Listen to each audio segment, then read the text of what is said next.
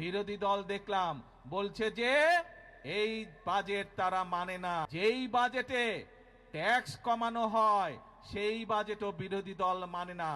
তাদের লক্ষ্য একটাই, সেটা হচ্ছে দেশের মধ্যে একটি অস্থিতিশীলতা, অশান্তি তৈরি করা। আপনারা দেখেছেন যে বাজেট ঘোষিত হয়েছে 2 দিন আগে, সেখানে আমরা বলেছি আমরা এই দেশের মানুষের চিকিৎসার ব্যবস্থা ঘরে ঘরে পৌঁছে দিতে চাই।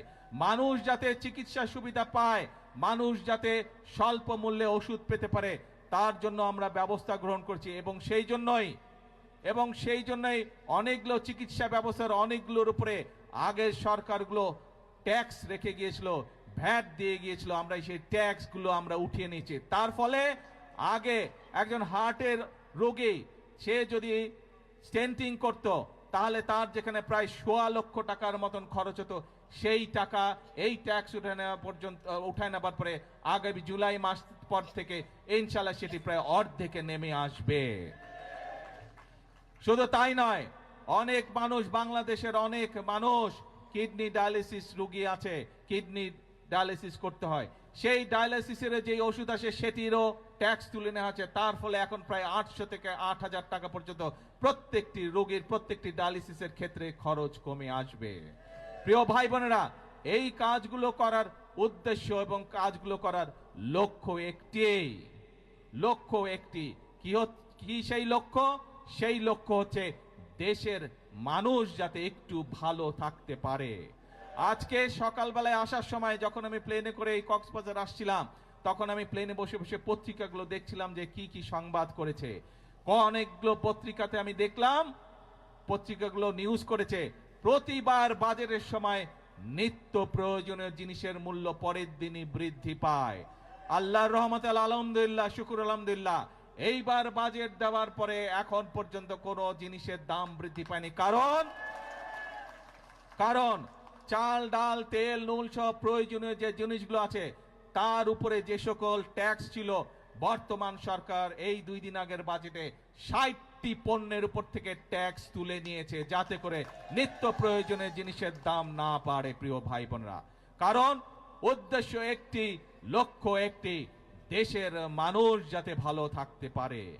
কিন্তু প্রিয় ভাই বোনেরা, আমরা যেমন মানুষের নিত্য প্রয়োজনীয় জিনিসের, ওষুধ, বিভিন্ন চিকিৎসার বিষয়ের ট্যাক্স কমিয়ে দিয়েছি যাতে সেগুলোর দাম কমে যায়, যাতে মানুষ স্বস্তিতে থাকতে পারে। আমরা ট্যাক্স বাড়িয়েছি কিসে? আমরা ট্যাক্স বাড়িয়েছি মদের উপরে। আমরা ট্যাক্স বাড়িয়েছি কিসে? আমরা ট্যাক্স বাড়িয়েছি সিগারেটের উপরে, যা মানুষের জন্য ক্ষতিকারক।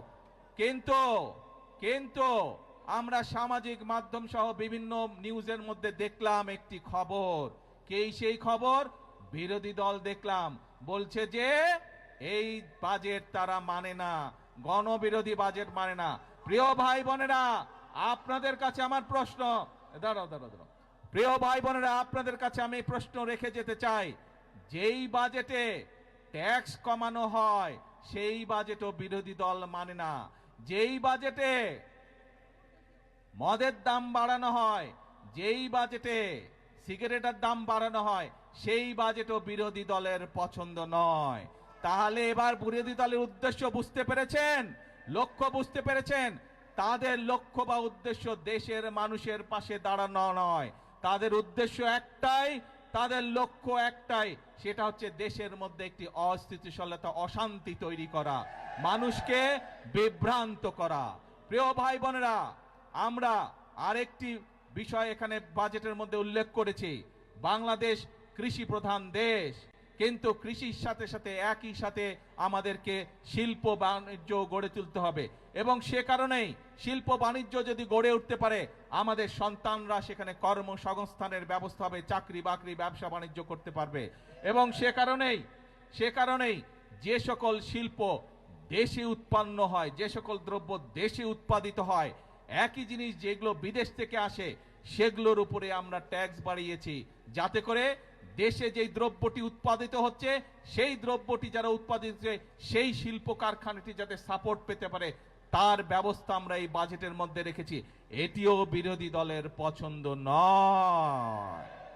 এখন প্রিয় ভাই বোনেরা, দেশের মালিক আপনারা, দেশের মালিক কোনো রাজনৈতিক দল নয়, দেশের মালিক কোনো পরিবার নয়, দেশের মালিক হচ্ছে বাংলাদেশের 20 কোটি জনগণ।